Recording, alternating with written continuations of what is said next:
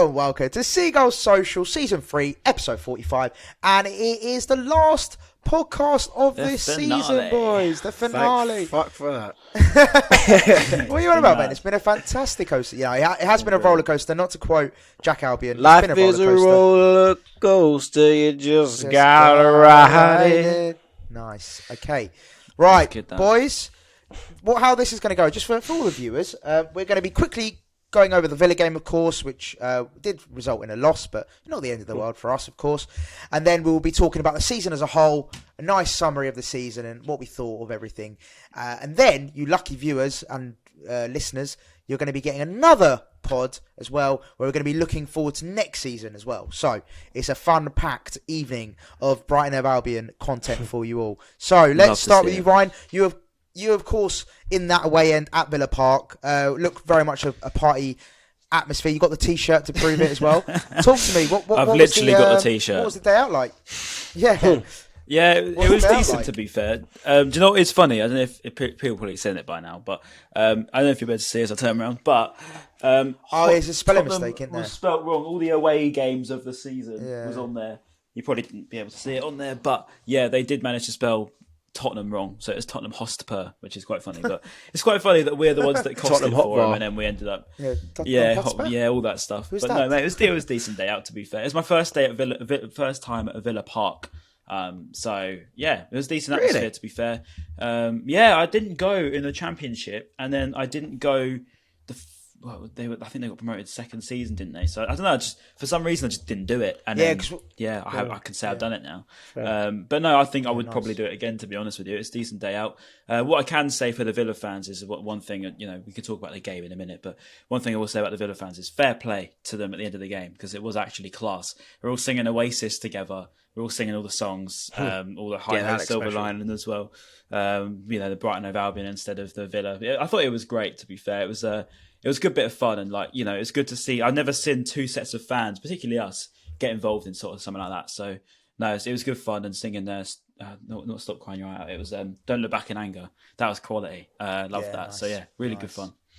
Now that is football take this off now. At its best, isn't it? Yes, right. Just mute your mic. What's it?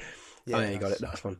Hero. But yeah, no, that's where football's at its best, isn't it? When you've got two fans, they've both achieved something exceptional in their seasons for their clubs, and the fact that they can both sing together, celebrate that they're both achieving Europe, that's pretty special. And I don't normally like a Villa, but I think seeing that just made me obviously have a little bit more respect for them, and you kind of saw a nice side of the fans. Of course, they're not going to be moody after qualifying for Europe, but it was a very special moment. Like we said in the preview, like I said in the preview, I was happy that Villa got it in the end, got Europe in the end, because Spurs at one point, obviously when we were drawing, Spurs were winning. Obviously they scored in the first minute, didn't they, against Leeds? So they were technically going into the European spot at that point. And I was a bit like, that's a bit. Obviously, I knew there was still a long, long way to go, but I was like, that's a bit crap if Spurs do get it. So I'm glad Villa made it in the end. And we're all going to Europe. We're all going on a European tour. So it's great to see. And then just to quickly go through the game, Ben, just quickly, it resulted in a 2-1 loss to us. I know we were sort of, half on the beach, and it was actually a relatively strong side, wasn't it? The Zerbi put out. Apart from Ayari, which is obviously that was the big surprise. Well, maybe it's not a surprise, because we did kind of predict maybe one like young player would come in that has maybe had a few games, but I don't think we wouldn't necessarily play too bad. I was surprised that Dunk didn't play again. Like, the fact that he's been given, I know he's played like every single game. Yeah, Lewis drunk. that could be why. To be fair, I didn't see him in Shushan Saturday night though, which was thought I could have been. You might go to other establishments, Ben. Yeah, true. We won't name them. I think it was a good day, and I'm sure the fans still enjoyed it. We never beat Villa, so even if it was a game we needed to win, I probably would expect us to win anyway. So we could have played the under 12s, even though we're full of wonder kids, and we still would have been the same result. No, it was just it kind of felt like an on the beat performance. I thought Undav played really well. I thought he could have a hat trick. Obviously, you had a goal disallowed. First half, it was class. Played well. Yeah, exactly. Yeah, first half, really, really well played. Any standout performance for you, Ryan? I know, again, it was a bit of a meaningless game in the grand scheme of things, but anyone that stood out for you? Ciso looked good, Ryan. No, I'm joking. Yeah, Julio was good actually, and no, I will talk about got under their skin, didn't he? Got under the fan skin straight away. Yeah, and I like the fact he tried to really fire us up when we thought we had equalised, but it turned out it was offside. I think it was offside, wasn't it, in the end? But I will mention that goal that Undav scored because it was such a good finish. He sort of controls it with his head, hasn't he? He's like watched it go over Mings. He's completely done him, by the way, and then he's hit it with his left foot. It was such a good finish. It's actually a very underrated goal, I think, because like obviously it didn't really mean anything, and I don't know, it doesn't look as nice as it probably is. As hard to, I don't know, if you're not trying to say it's a hard finish to pull off.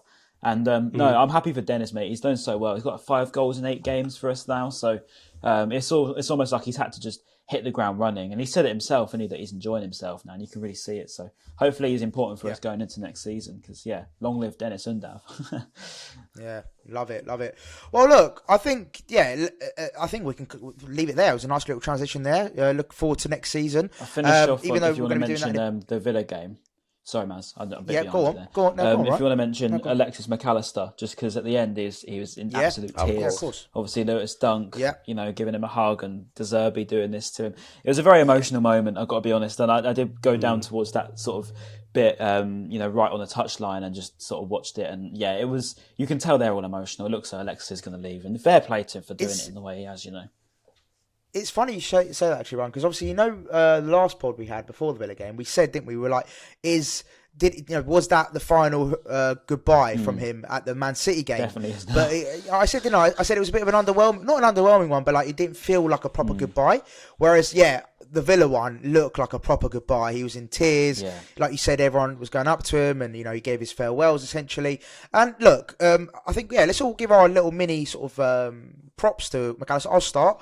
I think look, what he's achieved with us is incredible. He came to the club. He then went on to become a World Cup winner, and he's now left us qualifying us for Europe. So I don't think he could have achieved any more for us, really. Aside from winning the league, which is very unrealistic. But or winning the FA Cup. Yeah, what a farewell that would have been. But like the stuff he's achieved for us in the short time he's been with us. He's only been here 3 seasons, full seasons. 3.5 years. Because obviously he went out on loan as well. Look what he's achieved, and he's been. I think the key thing for me is a lot of players have left on bad notes. A lot of the players, and they sort of learnt to dislike them. But the way he's handled himself, I think, has been brilliant so far. And of course, there's still some time maybe for him to fuck up, but I hope he doesn't and he leaves gracefully. And he seems like a really stand-up, incredible person. I think he deserves everything he should get going forward. And Ryan, you kick us off next. Just give us a little rundown on Mac Allister leaving.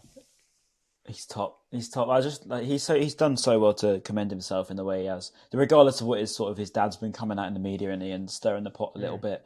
It's been nice, even if he does go on, and I don't know what he's going to do. To be fair, whether he goes to Liverpool, I still stand by the idea that I can't see it, but it looks like it could probably be wrong now. But I don't know. I think he's been quality. I think that to see him, like Lewis Dunk was trying to get him over, and he didn't even want to face the crowd. Like he had his hand, over his face. He was completely in tears. So it clearly means a lot to him. And he's never bad-mouthed us. Even after the World Cup, he did so well to sort of commend Brighton every single time, which is hard to do for these big players. They see, they can see a bit of success and they just forget where they've come from. But no, full credit to Alexis, and wish him all the best in his next chapter, I suppose.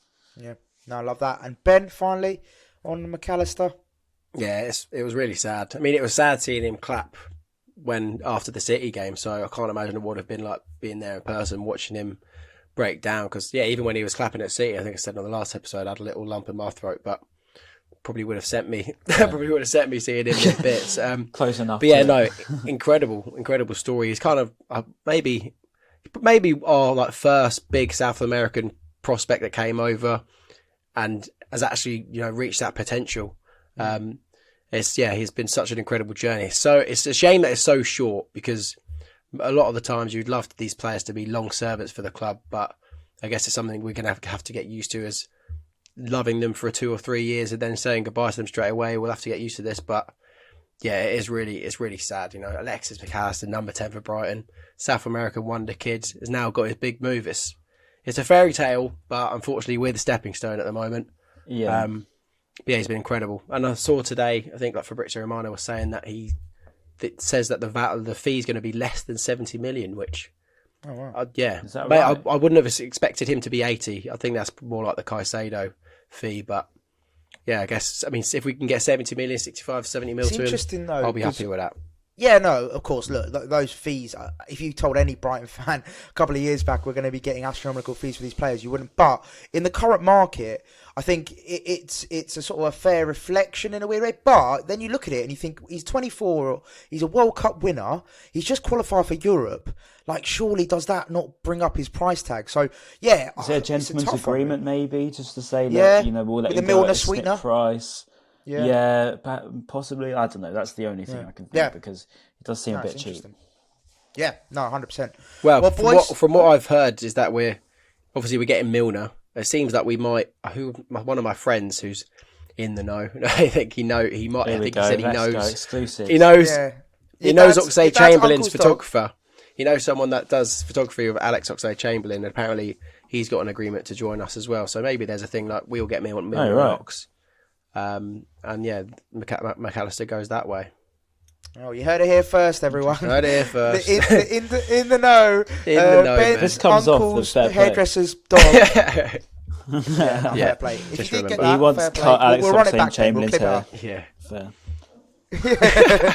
Right, boys. Yeah, brilliant. So let's get on to then Seagulls Social, Brighton Hove Albion 2022-23 season awards. Okay, hosted by your very own MAZ. I don't have a trophy to give. Lad Bible's finest. Yeah, Lad Bible's finest. Right, boys. So let's kick off, shall we? Mouse. Right, the first award is for. Let's start. Actually, do you know what? I'm going to work backwards, and we'll get to the top prize, in my opinion. Off now. I'm nervous. nervous. I know. I'm nervous. Yeah. So just for context, Brian's gone into this blind because he wanted a bit of a challenge. So just for everyone out there, Ryan wanted a bit of fun, and I respect it. I respect it highly. So Benjamin, we'll start with you, just so give Ryan a bit of thinking time. Benedict, that's fine. Good stuff. Benedict, Benedict, same thing. Tomato. Right, Ben. Goal of the season award. Right. Goal of the that's the one thing I didn't fill in, but I know it already. Okay, go on. Julian Ciso versus Manchester City. Yeah. Okay. Yeah. I mean, it was given the award by BBC Match of the Day, and I'm only going to follow suit because it was an absolute worldie. We discussed it in the office today, actually.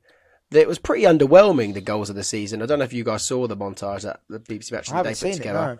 The goals this season weren't that great, really. There wasn't any standouts.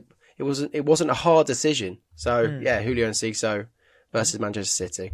Okay, love that. Okay, so Julio Ciso is locked in for vote number 1. Ryan, vote number 2. Goal of the season. I'm vouching the same thing, mate. That I said it last week. To get a strike that pure is absolutely top notch. It was right at the top corner against the champions. It sealed us Europa League football. It meant a lot, and it also looked great. It's a very hard finish to pull off. And the move as well that it built up with from the back with Steele, with Colwill, it was such a great move. So yeah, we'll go with Julio. But there's been some crackers this season, it must be said. Alexis and stuff at the beginning. Yeah, we've had some good goals. But yeah, Julio definitely. Yeah. 100%. And finally, my vote, and of course, it's going to be a clean sweep. However, honourable mention, of course, is that Chelsea goal as well, Julio Ciso. He was up for both. So, yeah, Man City, I think you've both done it justice. I don't really need to add any more. We all know what an absolute strike it was and what it meant for the season as well. So, yeah, there you go, Julio Ciso. You have won the first award of Seagulls Socials Awards, and it is the goal of the season. I can already hear his tears around the corner from my house. Pick up the non-existent trophy. We'll send it in the post to you. All right, mate? That kid cries at everything. He'll cry when the delivery man gives him the package. Right, okay. Right, next one. Signing of the season. Ryan Adsett, signing of the season. Please take us away. Absolute no-brainer. Purvis Estupinian. He's been fantastic. He's been so good. £15 million. We've lost Mark Cucurella, player of the season last year. 60 million we got through, and we were thinking even that was, a bit worried as to who we're going to replace him with. 15 million. Our Europa League boy. Purvis Estupinian. And he was fantastic in the World Cup, so he's done it on the big stage too. So, yeah, top marks to Purvis. He's my number 1 vote. Love that. Nice. I'm going to go next, and Ryan, I've got it written down exactly the same as you. Pervis Estupiñán. Yeah, what an incredible... I think just to reiterate what you said about the whole Cucurella saga, of course, when we lost Cucurella, I think everyone, and I think it's fair to say 95% of the fan base were, a bit, stuck. What we're going to do. Yeah. Upset. Yeah, that's the word I was looking for. But I think he's come Big in. Word. And he's deputised this season so well. Like, to come from Spanish football, Villarreal, very different style of play. But like you said, he's shown his quality, his calibre, and I think he's been outstanding this season. He's been, I think, 95% of the time top class. He's had one game or two games where he's been a bit under par, but yeah, he's been Mr. Consistent. So yeah, I also vote for Pervis Estupiñán. And Ben? Oh, Estupiñán, you are the love of my life, oh, Estupiñán. I'll let you shack my wife, oh, Estupiñán. I want to be a perv too. Courtesy of the Aaron Moy. How did you kill such a great moment? It's mad. It's crazy. So Ben, is that fair to say you're also voting for Pervis Estupiñán? Yeah, Big Perv. Big Perv is the signing of the season. Yeah, nice. Okay, love that. Right, boys, we're all in tandem so far. So, just to confirm, signing of the season is Pervis Estupiñán. We've all gone for clean sweep so far. So let's see. Could have been Levi. If the audience listening can't tell, this is a late night recording, and I'm delirious. Bank holiday has absolutely finished me off. Right, next one. And I'm dead. Okay, next one. I'll start. Unsung Hero. Now, I actually quite struggled for this one as an unsung hero, because I feel like throughout the season, a lot of the players have had their plaudits, especially the high performers. So I tried to think of sort of not outside the box, but my vote goes to Joel Veltman. Now, I think that he's been pretty consistent all season. I feel like a lot of the other players get a lot of the plaudits. The Caicedos, the Macs, the Lewis Dunks, the Levi Coles. Like the ones that really stand out. But I think Joel Veltman's just been there. He's been consistent. When he's been right back, we've seen the big difference. I think that's the key thing. When he's not been in the side, we've really noticed, because obviously cover, Caicedo's had to slot in, Gross has had to slot in. So I think just for the lack of cover for Veltman, and I think he's my unsung hero. So there you go. Let's go with Ben next. You know what? This is a player that's probably, in my eyes, too good to be unsung, but for some reason I've still put him down as unsung. But I just feel like he goes under the radar every season because he's just that good constantly. And he gets spoken about, but probably not enough in my opinion. Pascal Gross, again, phenomenal player. So bloody good. Absolutely love him. Club legend. 1 goal away from being our top or equal Premier League goal record. So I can't wait for that moment to happen for him, because he absolutely deserves it. And an absolute player. Rolls Royce. Love that. And I like Brian, both finally. There you go. Okay, go on then, Brian. You can be the deciding vote, or you can even put another name in the mix, and then we can all vote. Do you know what? I will. My answer is a decider, but I'm going to put another name in the mix, just as one that I think has been good. But through everything that he's been through, honourable mention of everything he's been through. He's come out most recently. He's come back into the team recently, and has been very, very, very, very important for us. Billy Gilmore, everything that boy has been through, coming down here, 21 years old, been thrown in some very, very harsh games, and he's always made a good account of himself. And recently he's made himself into a good player too, and I don't doubt he'll go on to do better. But yeah, everything that obviously has been horrible off the pitch too for him. So big shout out to Billy Gilmore for getting through all that and getting better. But I do want to give the award to Joel Veltman. I think he just deserves it. I love Pascal. I absolutely love Pascal, but he is loved by everyone. Veltman, he is loved by everyone, but not as much as the unsung hero, Ben. That's the giveaway, mate. Yeah, I know. I still think that Pascal Gross doesn't get enough plaudits that he gets. I agree. Definitely. No, outside the Brighton fan base, I think that's the key thing. Can someone clip this segment up and send it to Joel Veltman's wife, because she needs to realise how appreciated this bloke is. Yeah. I don't want to see any more messages. I don't want to see any more cryptic Instagram stories. Someone clip this to her, send it to her DM. And also as well, just a shout out as well. we done a post, remember? Do we need a new right back? It also wasn't aimed at Joel, but he viewed the story. So yeah, just if you, by any chance, Joel Veltman, you are watching, we actually love you. It was just more about squad depth, and we need to cover a right back. Yeah. So sign the new contract as well, mate. But no, congrats to Joel Veltman for the Unsung Hero Award. Well done, mate. If you're watching this, big up for yourself. We'll send it down the chimney where you got that seagull out from as well. Right, let's go. Good one. Right, let's go next. Okay, this is an interesting one. So this is broken down into 2 awards, all right? 2 separate awards. Now the first one is Performance of the Season Award. Only one winner. And we're going to split it into team. So team performance of the season and player performance of the season. So 1 standout team performance, 1 standout player performance, okay? So, Ben, can you kick us off, please, with your team performance of the season? Saying that there's only one winner, I can think of so many brilliant performances. Yeah, I was going to say, one winner, mate. I'm thinking of at least 4.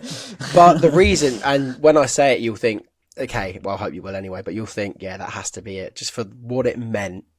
Beating Chelsea at the Amex against Graham Potter. Yeah, nice. And spanking them, bending them over and whipping their bottoms and absolutely obliterating them at the Amex Stadium. That is by far the team performance of the season. That game mattered so much. One of the biggest games in the club's history. Yeah. And we spanked Chelsea Football Club after everything that happened. So for that reason, that gets my vote. I like it. I like it a lot. Ryan? Chelsea comes to mind first. I think emotion, absolutely. Like that is one of the most emotional games I've ever watched, and I think that the way we just demolished them, absolutely.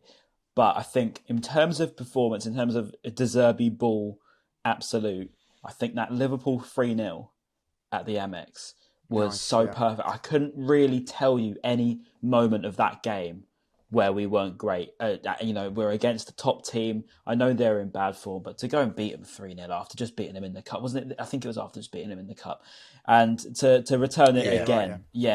We look really good in that game. But I'll give the honourable mention to Chelsea 100%. Oh no, sorry, that was massive. Sorry, we beat them in the cup after. Sorry, cup after. Sorry, you know what I meant. Yeah. It was in that week of we beat them twice in a fortnight or something like that. But that game was so perfect.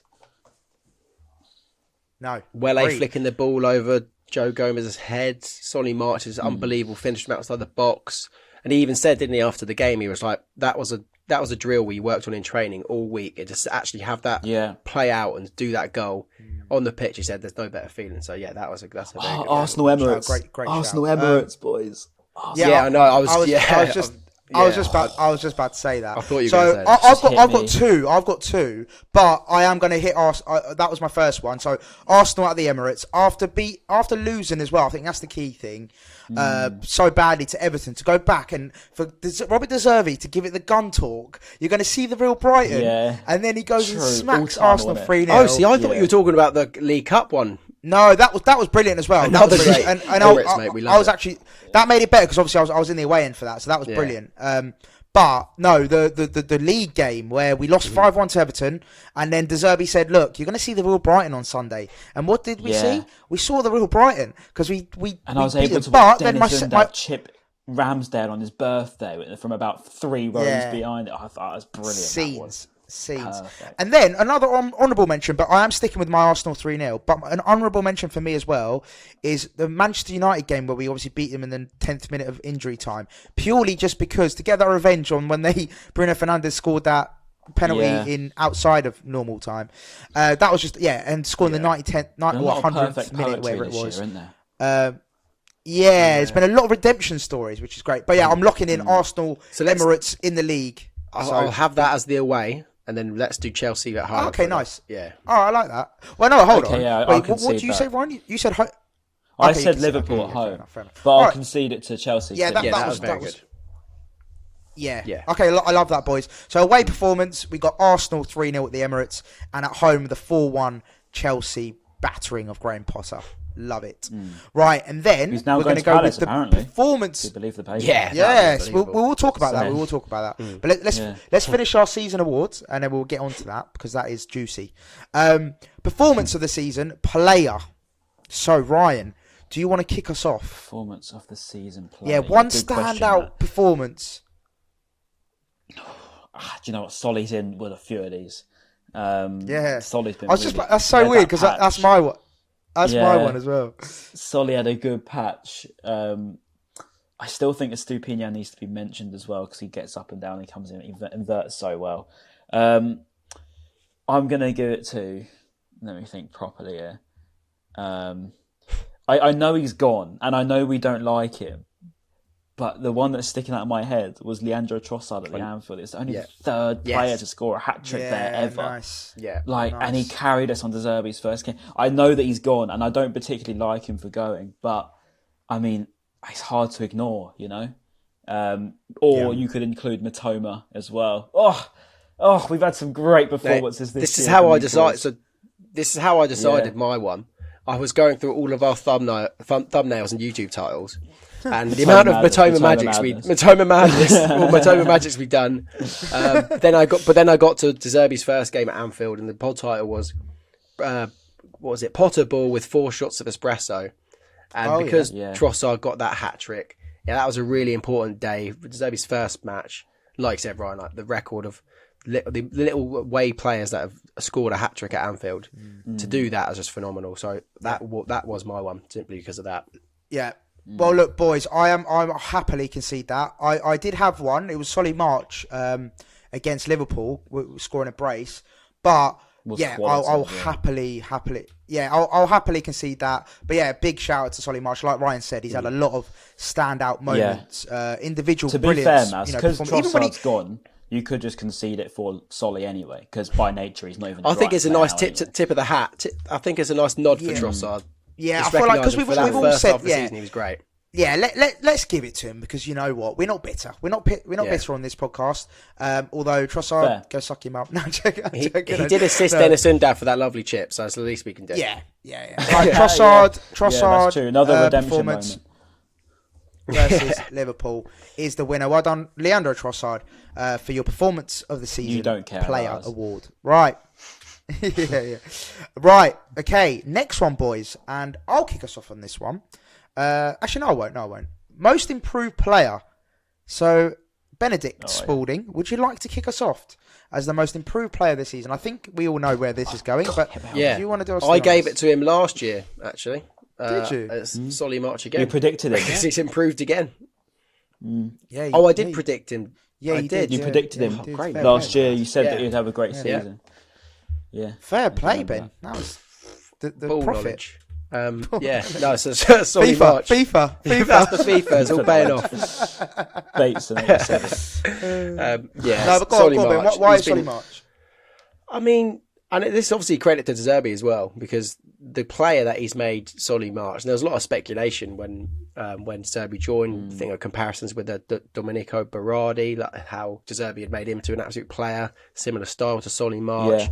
And, you know, we've actually seen that, and he's done it. And, a lot of credit obviously goes to Solly, but also to De Zerbi for getting that confidence out of him that we've always kind of seen in glimpses, but never seen it consistently. And finally, we got a manager that can manage to do it, and Solly's been phenomenal this season. Yeah, I think just to be clear, I am voting for Solly March as well. He was my most improved player. But just to add on that, I think his output is the key thing for me, and I know that's something we all wanted so badly.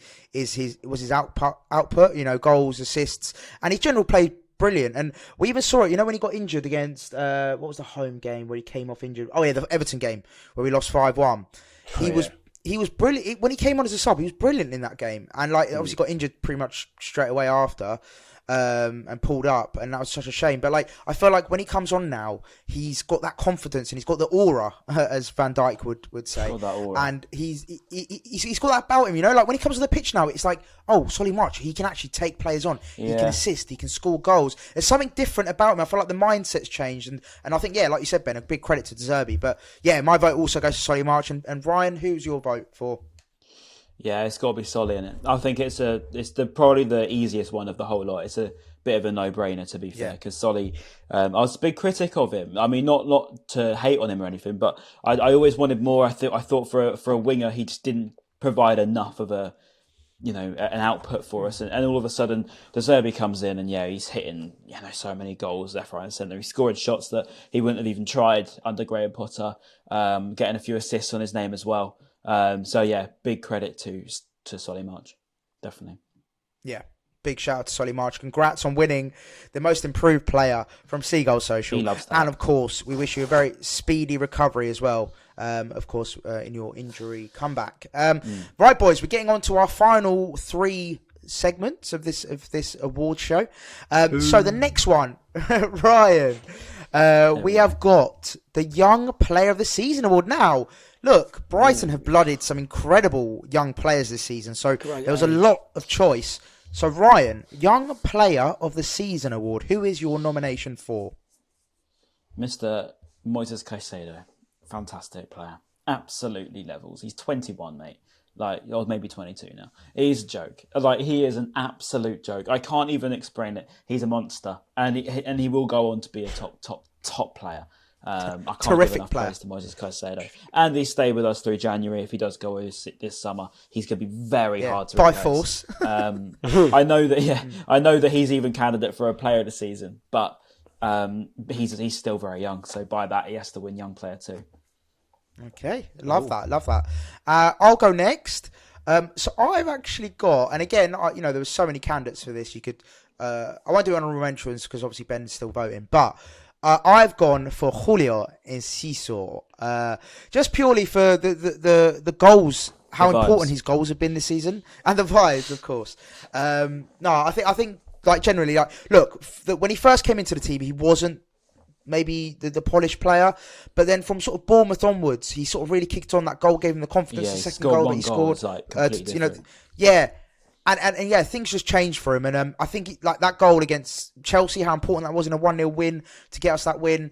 Of course, the Man City equaliser to ultimately officially secure European football. I think for such a young player to pop up in those very important moments, and also his style of play, when you see him really full of confidence, the way he's able to take players on, he just got something that he oozes that quality. It was a tough one between a few players, but I'm going to give it ultimately to Julio Enciso.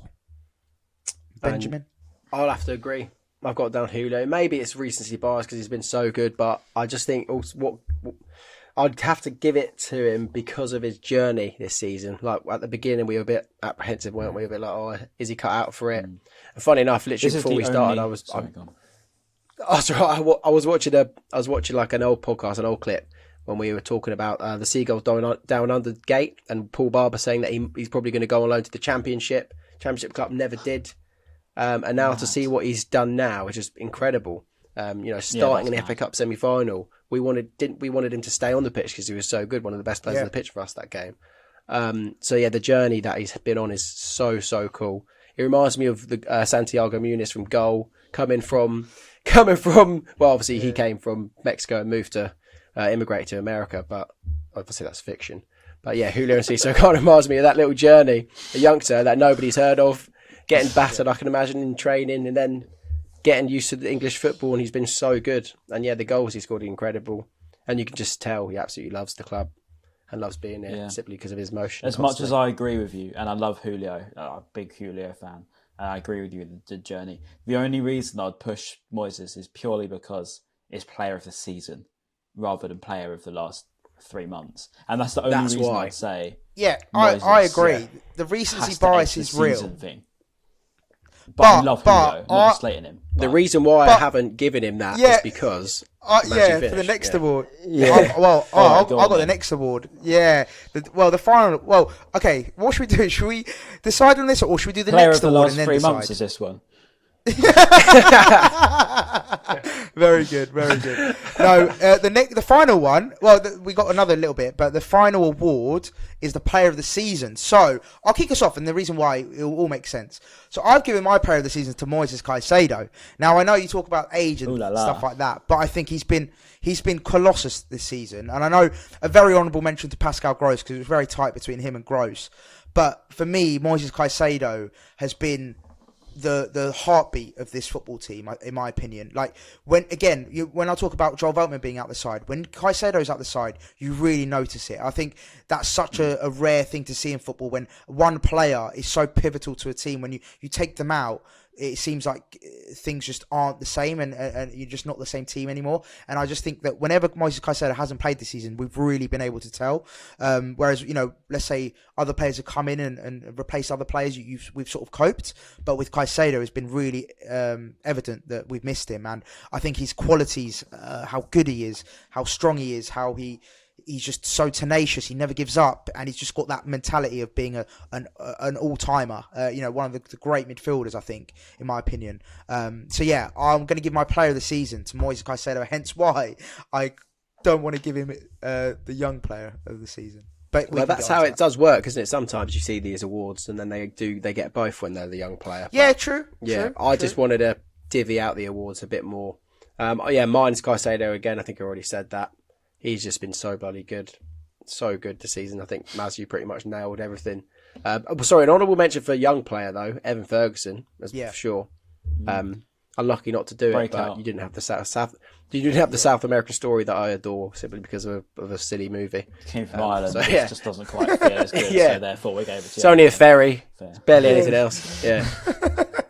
And then, Brian, your player of the season? My player, it's my player, my young player.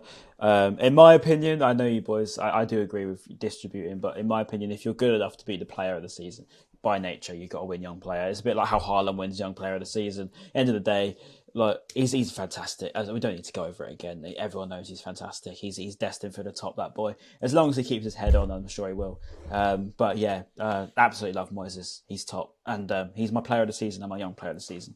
But yeah, that's just me.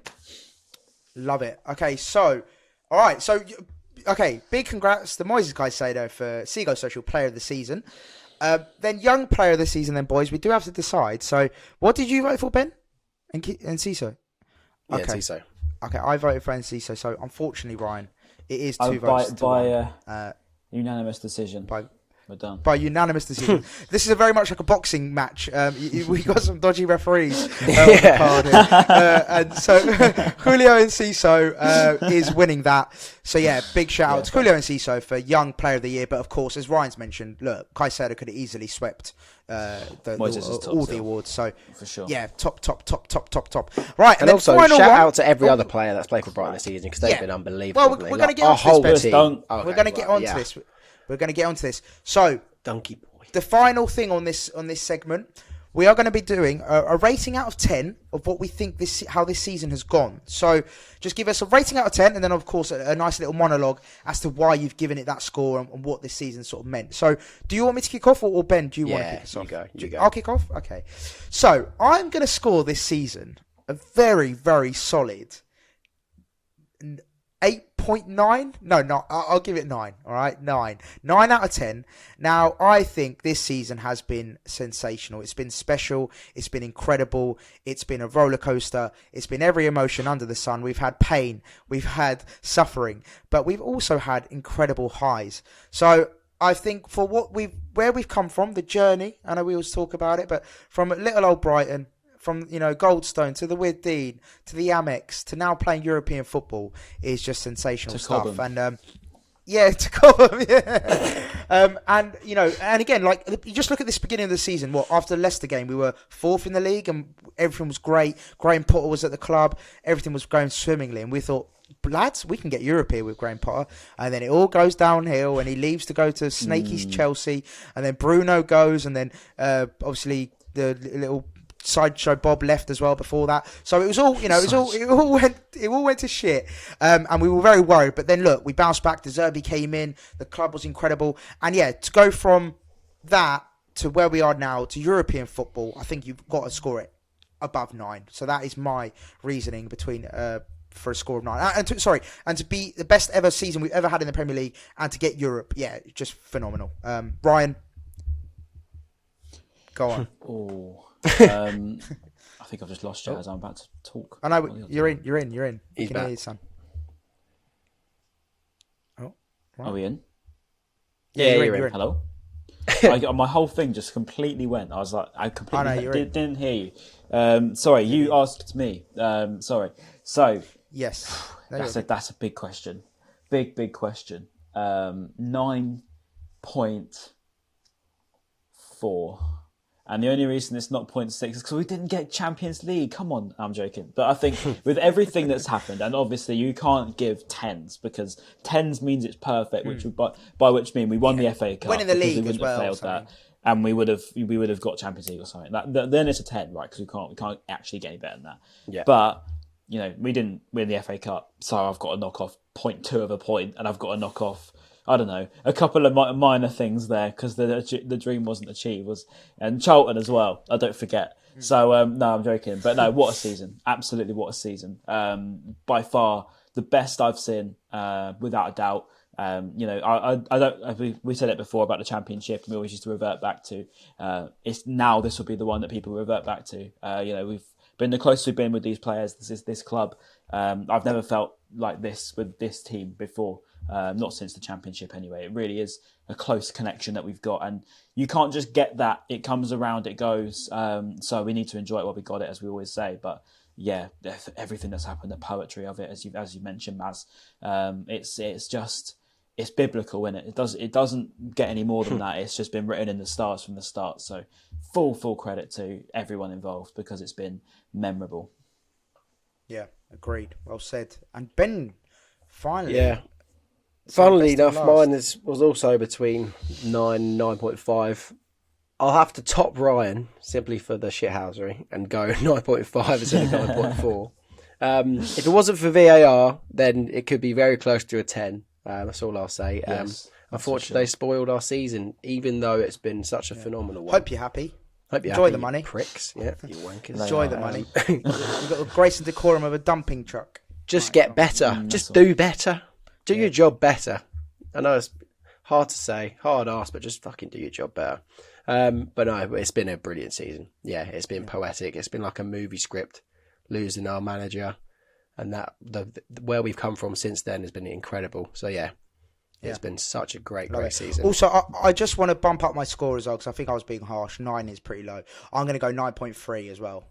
So yeah, there you go. 9.3, 9.4, 9.5. Out this season. So order. And also, boys, just to be clear, if we all scored 10s, there's no room for improvement. So we're just leaving that gap for improvement. So next season we bump it up to 9.8. Win Europa League, we get to the final of the FA Cup, we win the Carabao, and we get Champions League. All of a sudden, we can't score a 10, can we? We'd have to say. But then what? So that's where... Exactly. Well, 9.8. A 10 would be getting the quadruple, mate. A 10 is getting the quadruple. Yeah. That is the perfect season. Do a City. So, boys, there you go. That wraps up Seagulls Social Season Awards of 2022-23. Seagulls. What a season. Well done for all the winners. Right, before we wrap up this video, because we are going to do another video, but before we wrap up this one, Ryan, as you mentioned, Graham Potter today is linked to the Crystal Palace job quite heavily. Lol. So, Ryan, let's kick us off, mate. Would you like to see that happen? He's top target. Would you like to see that happen? What's your thoughts on it? What's your feelings towards it? Really weird. It's just weird, isn't it? Like, I just, it's just weird, mate. I mean, if it happens, it would be kind of fun. I mean, it does make the trips to Selhurst a bit fun, doesn't it? Because no one's going to like him anymore, are they? Surely there's not going to be anyone out there that's going to say, "Hope he does well." Do you know what I mean? So it would be great to just have a little bit more edge. I mean, it definitely spices things up a little bit, doesn't it, with the rivalry? But yeah, it's just a bit odd, mate. I don't know how long he'd even last there. To be fair, all of a sudden you see Zaha playing sort of like as an attacking centre half. But it will be kind of weird to see him at a team like our rivals, but we'll see. It would be quite fun at the same time. So weird part of me wants it to happen, if you know what I mean. Yeah. Do you know what? I'm exactly the same camp. I really want it to happen because I think it'll just be great to see Crystal Palace struggling to score a goal for ages. So I think 7 games without a win coming their way in January next year. It's mad. Yeah. But that shows, I think, Ryan, and again, you made a really good point, actually. I think it shows our patience as a club. So Tony Bloom, I think, is a very unique owner in the fact that he will give you the time to be the manager you can be. If you're not good enough, ultimately you're not good enough, but he will give you that time and patience. And I think my big question mark is, will not Simon Jordan, who's the guy who owns it, Parish, will Steve Parish give Graham Potter the time he needs to be the manager he knows he can be? Because look, let's all be real, let's it can't get any worse than De Boer, to be fair. But let's take our Brighton caps off and think what's the word? I want to say 1 point with my Brighton cap on. Go on. One, because I would love it. Yeah, it will spice up the rivalry. But two, because I haven't seen a single Palace fan happy with the link to Graham Potter. They're all like, no, absolutely not. Would hate this. So it would make me even happier to see them get a manager they don't even want. That would be so good. That'd be really good. But to take your Brighton caps off, we have to admit, when he was at our club, he was brilliant. He was a good manager for us. He did, for sure. Developer, so if you take that away, he has got the makings of being a great manager. Obviously, it didn't work out for him at Chelsea. It just took a long time. He was awful. That's the thing. It did to actually work here. 3 years, near enough. So I think that realistically, the Graham Potter good days came in the last 6 months. And as much as I backed him from the beginning because we could see what he was trying to build. If you look back on our old podcast, we were saying, "Oh, I don't know about this anymore." There was times where we were getting a little bit scared. And I mean, I don't know. I think that if they can sit through a year or two of accepting the fact he's not an impact manager, because I said this to Chelsea fans when they first signed Potter. I said he's not going to be impact. I said it's not going to happen overnight. And look what happened. I just don't know if they would, especially Palace, an ex-Brighton boy, and if he's not getting instant results, are you really going to want that? I mean, I personally don't think I would. If we got Vieira, for example, and he starts losing his first six months, and we drop down to 11th, 12th, I'd be thinking, what have we done that for? And plus he's ex-Palace, what do I want this guy for? You know what I mean? So, yeah. I don't know. No. It's weird. I hear you. Ultimately, I would quite like to see it, to be honest. I think it'll be funny. It'll be funny. Just to see see how it all plays out. And like we all said, it'll add a nice little hit. Yeah, a nice little spice to every rivalry game we've got with Palace coming up. It's another unbelievable dynamic to add to next season's Premier League script. It'll be class. It'll be so good. Yeah, the script writers are buzzing right now. Yeah. To Cobb right, now boys, to Sellers. It's weird. Unless there's anything else pressing, we happy to wrap up. Mohamed Dahoud on a perm. Oh yeah, Dahoud. Finally official. Sorry. That is finally official. So, the Pursuit of the Truth Brightonian said that. But there was a report saying that Dahoud turned down offers from Roma, Napoli, and Newcastle to join us. Wow, which is that's deserving. Then he said, which is a great marker. Yeah, and that is an incredible marker for where we're at as a club, and it's very true. Yeah, that's insane. That is insane. Napoli, considering they've just won the league as well. Yeah, but they're probably going to be losing a lot of their players, aren't they? But no, Dahoud's a funny one, isn't it? Sorry. Oh, go on, Bet. Go on. I was just going to say, with Dahoud, it's a funny one because I know his injury record is he's pretty much like a Lallana, isn't he? Like, we all know his quality when he's on his game, but is he on his game enough when he's not injured? Do you know what I mean? So that's my only concern with Dahoud. I know his injury record stinks, so I'm not too confident in that respect of like how many games can he actually play? Because especially if we lose Mac Allister and Caicedo, that's a big gap to fill, and I feel like we need a marquee signing rather than like a stopgap or like a person who's injury prone all the time. But yeah, we're definitely I believe. We're definitely building up the sort of depth. I think, and I think that if you're building up depth with quality like this, I mean, even a German fan said that for a free, that's borderline going to be player of the season. Signing of the season, you know what I'm trying to say. Like, it's going to be a very, very, very good acquisition. So a lot of people were rating it very highly. I'm all for it. I mean, I can't imagine he's going to flop for us. The only reason I could say is probably if he's going to get injured. Because I'd imagine to anyone coming into this De Zerbi team at the moment, you'd like to hope they do well, and you think they will. Also, just to follow on transfers, apparently, I saw a rumour, probably, I don't even know if it's true, but apparently. James Milner apparently had his medical today. Don't know if that's true, but we will see. But yeah, looks so. James Milner. I did see someone running past my house earlier at like 50 miles an hour, so that's probably him doing his speed test or bleep test. Yeah, absolute weapon. This is like, who was it? Was it Brian last week? Was like, was it Jack Albion a couple of weeks back when he goes, I saw Joel Veltman running around the car park. Yeah. Yeah, that was it. That was it. Yeah, I love it. Veltman's all right. Simon Hove Park going for a run. But yeah, it's probably James Milner's back. But yeah, boys, there you go. That is your season review and your transfer roundup with Seagulls Social. Boys, listen, this has been an absolute pleasure. I really enjoyed that. Hopefully you guys listening and watching did too. Of course, make sure you hit that like button. It does mean a lot to us. It does really help with getting us discovered to other fan pages and all that jazz. And of course, keep streaming it on Apple and Spotify, all that good stuff. And boys, comments down below. What are we going for? Should we end with a song? Well, no, let's do comments down below and then we can do a song.